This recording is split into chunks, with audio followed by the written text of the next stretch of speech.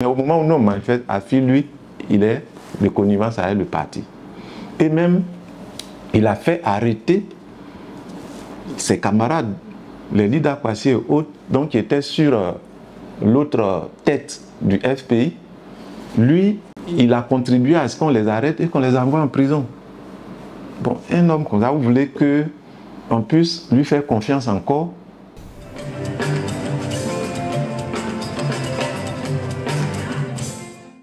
Je suis le camarade Kwame Daniel. Je suis membre du bureau fédéral de la Fédération PPACI de Yopougon. Par ailleurs, je suis membre de la coordination PPACI de la diaspora de Yopougon, qui est basée, comme son nom l'indique, hors de la Côte d'Ivoire, plus particulièrement en France et en Angleterre.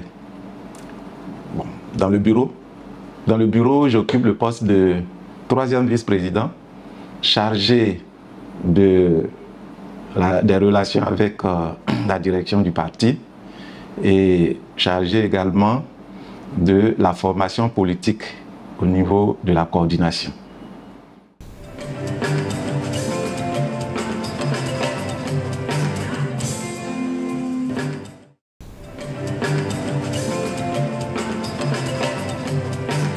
La coordination PPACI de la diaspora de Yopougon était initialement nommée ou dénommée coordination des cadres FPI de la diaspora, bon, qui sont en Europe surtout. Et à la faveur du changement du nom de FPI en PPACI, donc le nouveau parti, nous avons adapté le nom de notre coordination pour devenir aujourd'hui coordination PPACI de la diaspora de Yopougon.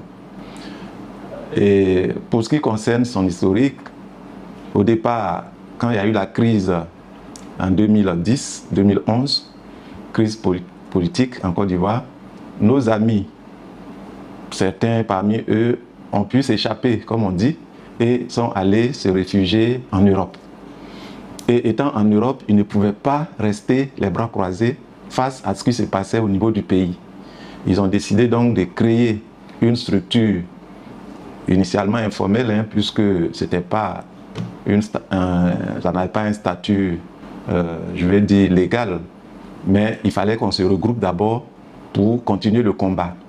Et c'est ainsi que le camarade Nyawa Godé Larios, qui était initialement à Abidjan, il était donc dans le FPI, il était le secrétaire général de la section Nyangon Sud Machi. Et donc c'est avec lui que j'ai travaillé initialement ici. Et quand ils se sont retrouvés de l'autre côté, ils ont gardé le contact avec la fédération mère de Yopougon et ils ont créé donc la coordination.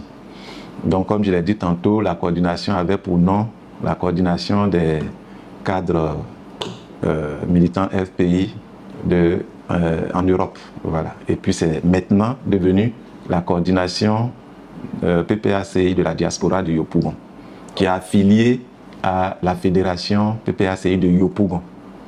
Voilà.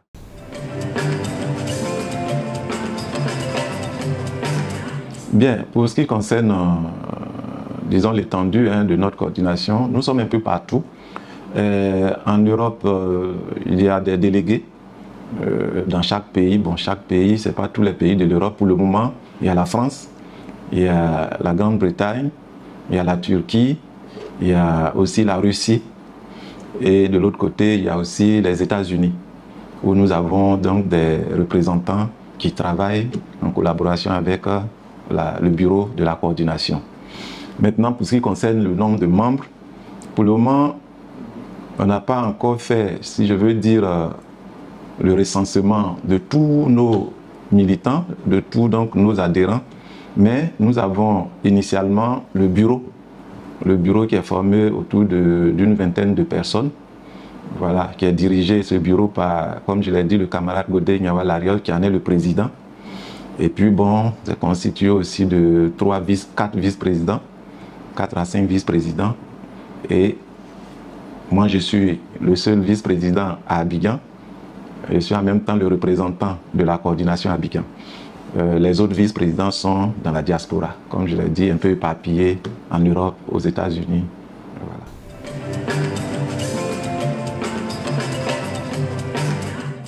Bon, en fait, il faut être d'abord militant de PPACI. Ça, c'est la première condition.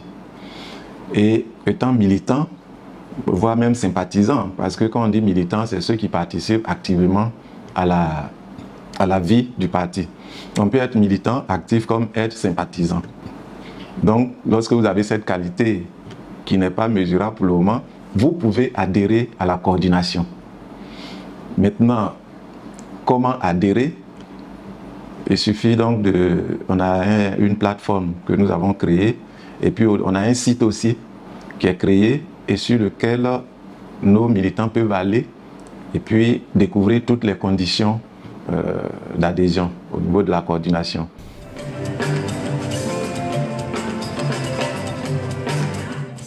Les objectifs de la coordination, il faut dire que la coordination se fixe comme objectif de, premièrement, réunir nos camarades qui sont dans la diaspora et qui sont prêts à lutter pour le combat du président Laurent Gbagbo, pour le bien-être de la Côte d'Ivoire. Et donc rassembler nos camarades. Deuxièmement, c'est d'aider notre fédération mère. Notre fédération mère qui est la fédération PPACI de Yopougon, qui est aujourd'hui dirigée par le camarade Kwasi Kwadjo Bertin, dit KKB de Gbagbo. Et donc, on cherche à aider cette fédération pour qu'elle soit plus performante et pour être au service de notre parti. Autre objectif, donc nous voulons de façon spécifique réunir de l'argent, parce que c'est ça, un parti politique vit à partir des moyens financiers. C'est vrai, on peut avoir de très bonnes idées, mais si on n'a pas les moyens pour faire véhiculer ça, il n'y a pas de succès. Donc, on veut réunir les moyens financiers pour venir en aide à la fédération. Au niveau aussi des idées, lorsqu'il y a des situations qui se créent, nous donnons notre avis. Si ça peut aider la fédération à choisir les bonnes réponses pour trouver les moyens de satisfaire nos populations, on le fait. Autre chose, c'est on se fixe aussi pour objectif de réaliser certaines actions au profit de nos populations démunies. Voilà, les populations démunies qui sont généralement de Yopougon, puisque nous sommes une coordination qui est liée à la fédération de Yopougon. Donc nous nous intéressons plus aux militants de Yopougon. Donc au niveau de la commune de Yopougon, nous voulons mettre en place des activités génératrices de revenus au profit de nos jeunes, hommes comme femmes. Donc ça aussi, c'est vraiment un de nos piliers très forts dans nos objectifs. Et puis bon, par la suite, contribuer tel que demandé par le président Laurent Gbagbo à faire véhiculer donc les idéaux de souveraineté, de prospérité, de solidarité, et puis voilà, pour que la population ivoirienne se sente bien. Donc nous sommes vraiment à la disposition de notre fédération pour l'aider à avancer. Et encore un autre objectif spécifique, c'est de faire en sorte que notre fédération ait un siège. Parce que pour le moment, ce n'est pas le cas. C'est vrai, il y a des locaux qui sont un peu aménagés pour servir de cadre de travail, mais nous voulons à l'avenir, en tout cas, trouver les moyens pour aider la fédération à acquérir un local, donc un siège qui lui est propre, pour lui permettre d'être plus efficace.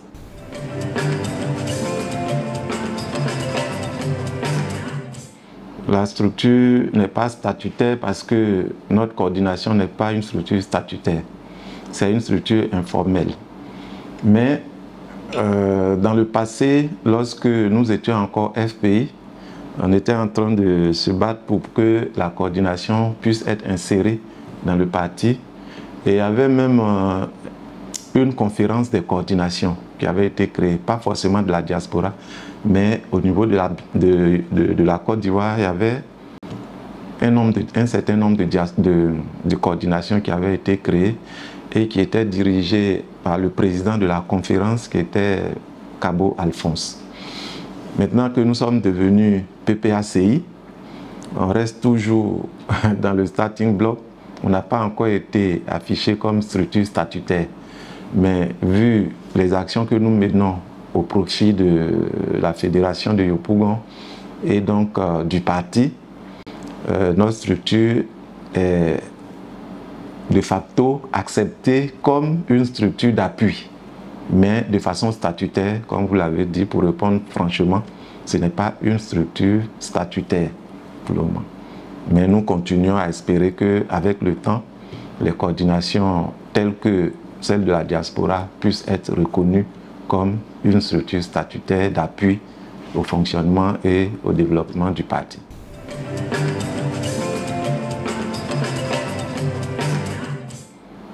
Alors, il faut dire que lorsque nous avons été créés, au niveau de Yopougon, nous avons participé de façon financière à plusieurs activités de la fédération.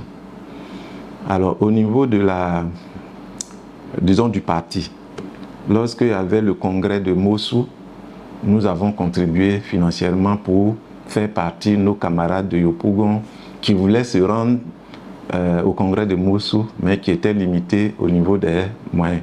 Donc, nous avons contribué à cela.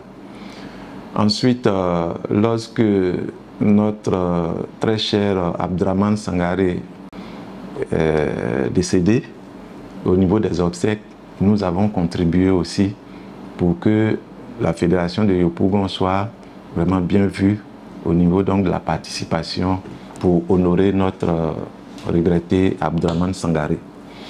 Ensuite, au niveau de la jeunesse, nous avons aussi participé lorsque le président Laurent Gbagbo était à La Haye et qu'on devait retransmettre son procès.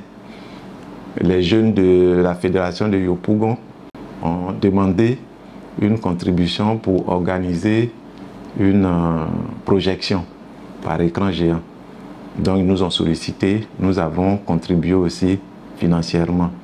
Et ça a permis à la fédération de satisfaire toute cette masse de population jeune qui était vraiment prêt à écouter ce qu'on va dire du président Laurent Gbagbo lors de son procès. Ensuite, au niveau de toujours la fédération de Yopougon, nous avons contribué à l'acquisition d'un siège. Alors, c'est un peu une somme un peu élevée quand même que nous avons apportée, mais souffrez qu'on ne donne pas les chiffres en termes de choses. Ensuite, notre fédération de Yopougon avait été attaquée par des voyous. Bon, nous on avait, d'après toute vraisemblance, on savait que c'était nos adversaires du parti au pouvoir qui nous avaient attaqués sur notre siège. On était en ce moment à la SICOG vers la PMI. Et donc, beaucoup de nos camarades ont été blessés ce jour-là. Les parents, membres donc de la coordination de la fédération. Et nous avons été sollicités en tant que coordination. Nous avons aussi apporté une aide financière pour prendre en charge nos camarades qui étaient blessés. Une action que la fédération a beaucoup aimée, la fédération Yopougon. Alors, donc ensuite, il y a eu qu'on appelait ça, le recensement des jeunes majeurs. Et il fallait donc faire l'enrôlement. On a appelé ça au niveau du PPACI. Bon, FPI dans le temps, on a appelé ça opération inondation. Il fallait donc enrôler les jeunes majeurs pour pouvoir participer aux différentes échéances électorales. Et donc, nous avons été sollicités et nous avons apporté notre soutien à la fédération pour qu'elle puisse enrôler le maximum de jeunes au profit du parti. Autre chose, nous avons aussi utilisé nos ressources en tant que coordination pour venir aider aussi la fédération. Bon, là, ça a été vraiment quelque chose d'apport ponctuel, ça on ne peut pas marquer ça, Mais ce qui était important, c'est lorsque le président Laurent Gbagbo est revenu de La Haye, après son acquittement, il a demandé qu'on crée un nouveau parti, le PPACI. Et donc le congrès a eu lieu en octobre 2021. Nous y étions. Nous avons été sollicités donc, et nous avons apporté notre soutien financier pour l'organisation du congrès du PPACI. Congrès constitutif. Et quelque chose qui a été aussi apprécié. Vraiment, il faut dire que les activités que nous avons menées sont vraiment élevées en termes de coûts, si on veut faire un bilan. Mais comme je l'ai dit, c'est notre parti. Nos sacrifices ne sont jamais calculés et nous continuons d'intervenir. Bon, c'est...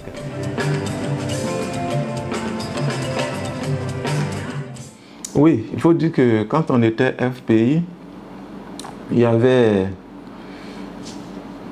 nos camarades, à la suite donc de ce que vous savez comme crise, notre parti a perdu le pouvoir, le FPI. Et quand on a perdu le pouvoir, on était pourchassé par le nouveau régime.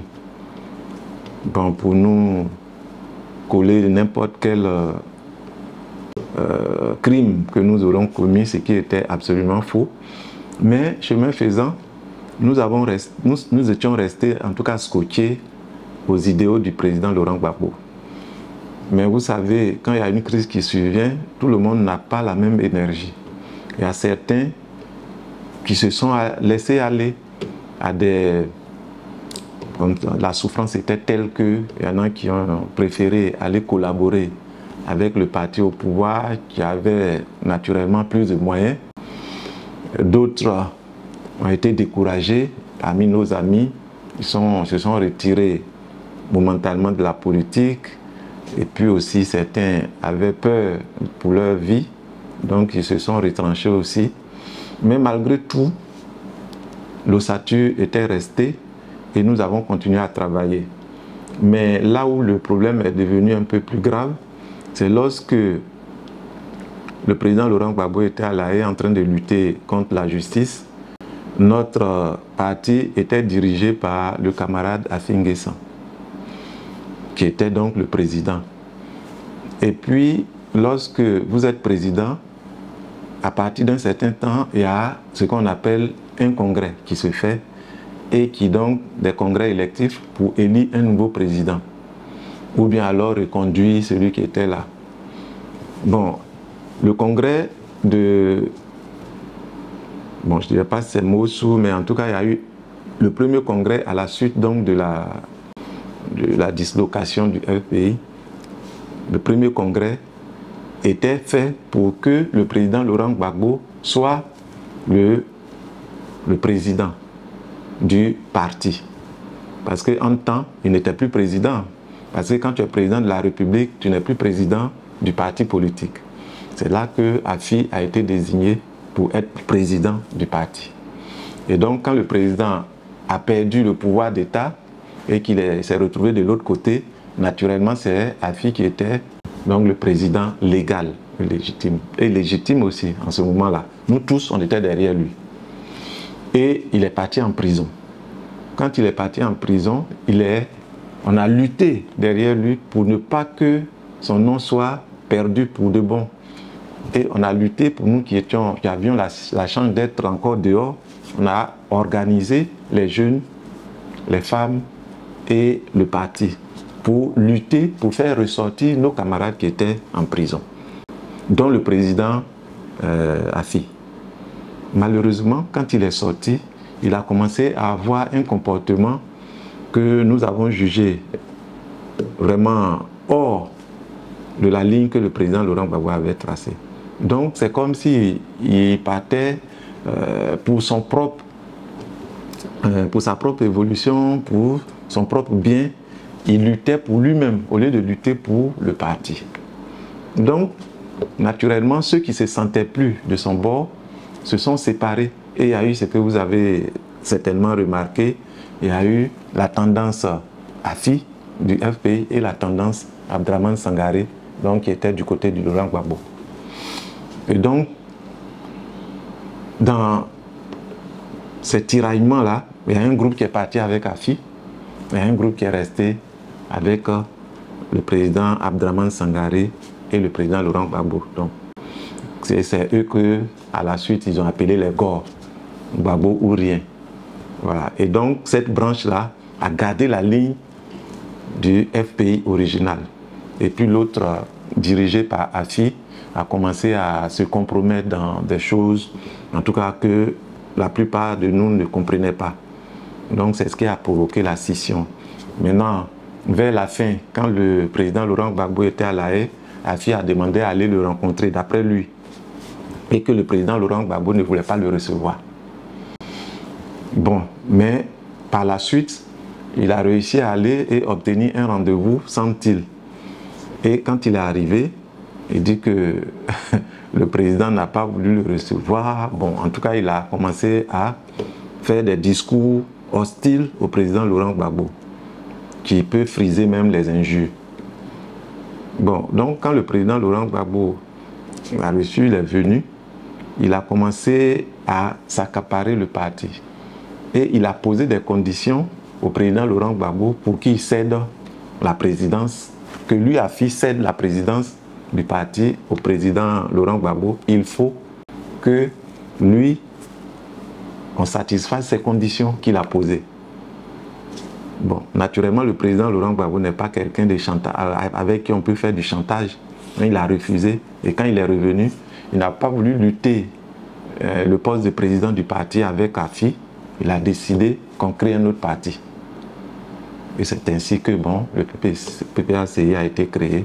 Et nous qui sommes restés dans la ligne du FPI initial, nous sommes partis avec le président Laurent Gbagbo. Et parmi ceux qui sont allés avec Afi, beaucoup même sont venus avec nous encore. Je peux citer initialement, il y avait Amaningue Saint-Michel qui est revenu, il y avait aussi Konaté Navigué qui était avec eux, qui est actuellement avec nous au niveau du PPACI et beaucoup d'autres camarades. Sans compter ceux qui étaient aussi de la jeunesse qui ne sont pas des figures très connues et qui sont revenus aussi avec nous. Ils sont très nombreux. C'est-à-dire qu'on est en train de reconstituer le FPI initial là. Voilà.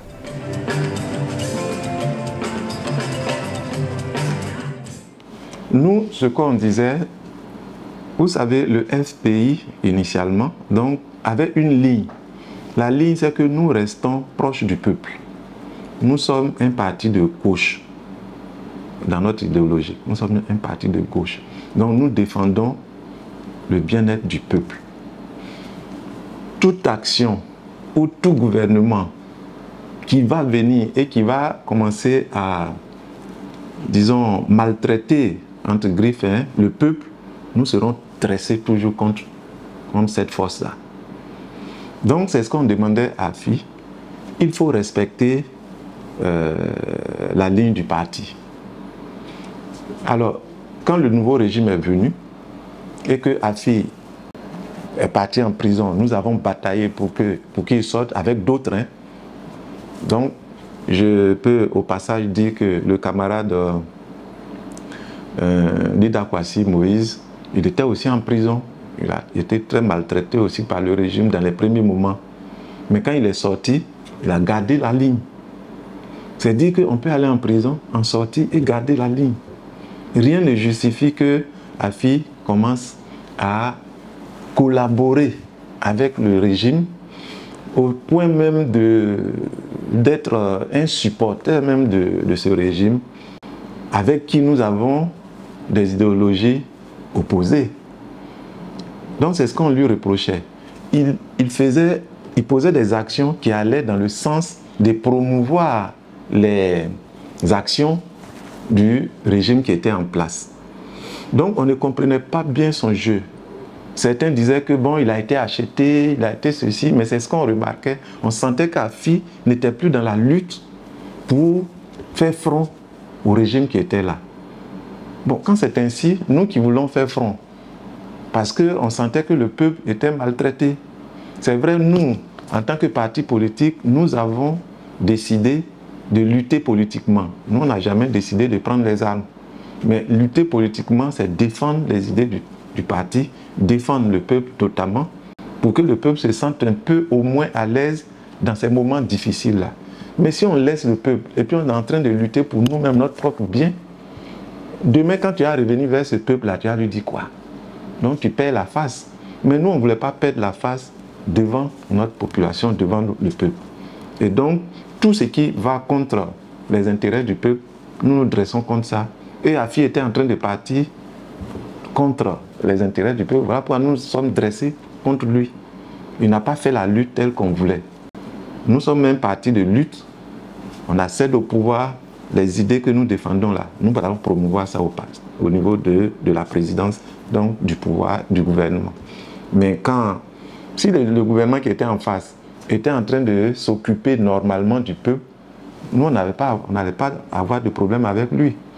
Mais c'est quand on a senti que beaucoup de choses n'allaient pas, il fallait se dresser contre le peuple. Et Afi n'a pas fait ça.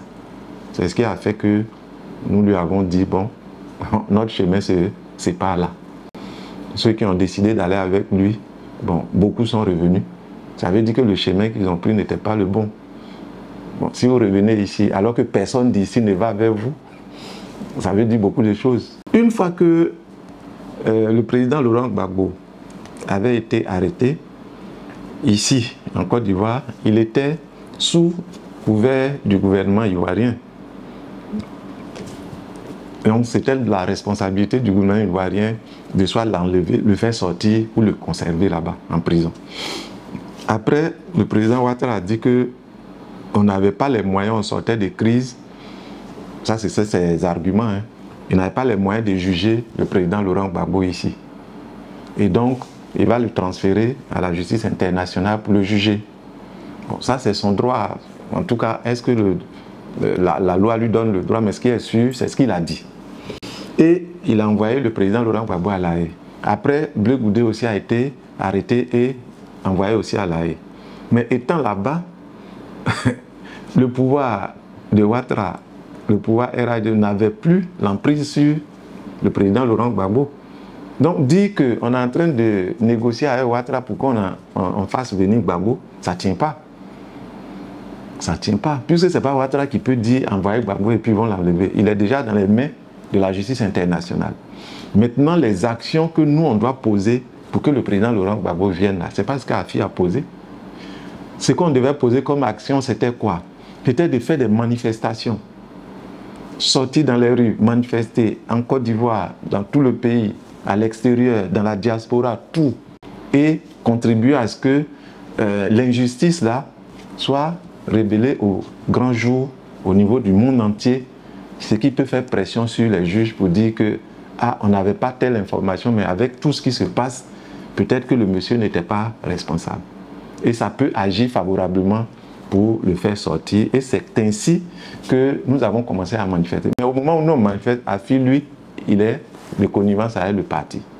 Et même, il a fait arrêter ses camarades, les leaders Kwasi et autres, donc qui étaient sur l'autre tête du FPI. Lui, il a contribué à ce qu'on les arrête et qu'on les envoie en prison. Un homme comme ça, vous voulez qu'on puisse lui faire confiance encore? On ne sait pas quel tour il va nous jouer encore. Donc c'est ce qui a fait que nous nous sommes sentis vraiment délaissés par lui en tant que président. Alors on cherchait un autre président. C'est ainsi qu'on a choisi par l'intérim le président Abdraman Sangaré, qui avait donc dirigé le LPI, paix à son âme, qui a fait beaucoup pour la branche qui est devenue PPACI là. Et donc pour nous, c'est tout ça qui a contribué à nous séparer d'Afi. Parce que c'est vrai, tel que vous le dites, est-ce que peut-être il était en train de négocier pour que les gens sortent? Mais nous, on avait l'assurance que lui, Ouattara ne pouvait plus faire pression sur qui là-bas pour qu'on puisse faire sortir Gbagbo. S'il pouvait le faire, il n'allait pas l'envoyer là-bas. Il allait le garder ici, puisque rien ne prouvait, rien ne l'empêchait de le garder ici. Par exemple, la camarade Simone Gbagbo, elle aussi, elle avait été arrêtée. Elle était en Côte d'Ivoire ici. C'est ici que tout s'est passé, son jugement, tout. Ils l'ont laissé. On n'a pas eu besoin, si vraiment le pouvoir voulait collaborer avec le FPI et puis faire sortir Laurent Gbagbo, il n'avait pas besoin de l'envoyer là-bas. Donc l'argument d'aller négocier avec le parti pour qu'on enlève Gbagbo et Blé Goudé, ça ne tenait pas pour nous. Peut-être que c'était son argument, mais pour nous, ça ne tenait pas.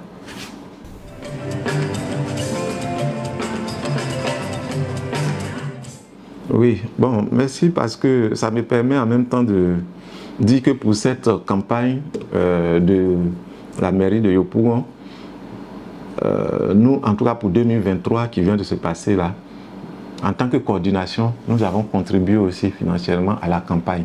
Nous avons apporté un appui important à la direction de campagne du camarade Michel Gbagbo. Maintenant, on a lutté, on a bataillé. J'ai dit tantôt que je suis aussi membre du bureau fédéral de Yopougon et par ailleurs membre de la coordination. Donc, en tant que membre du bureau fédéral, on avait mis en place une direction de campagne donc, qui était chapeautée par le camarade fédéral KKB de Gbagbo. Il faut qu'on mette ça dessus. Et nous avons travaillé ensemble. On a même des amis de la coordination qui étaient venus pour aider, mais c'est reste que physiquement, le candidat, Michel Gbagbo.